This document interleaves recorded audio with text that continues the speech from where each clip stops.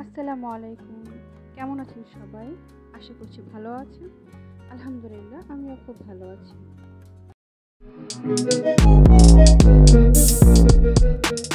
ত্বক পরিষ্কারে পেঁপে খুব ভালো কাজ করে। কি পেঁপে ন্যাচারাল ব্লিচ হিসেবে কাজ করে ত্বকের জন্য। আমি এখানে এক টুকরো পেঁপে নিয়ে গ্রেট করে নিচ্ছি। চাইলে আপনারা ব্লেন্ডারে ব্লেন্ড করে নিতে পারেন। পেঁপে কালো দাগ দূর করে।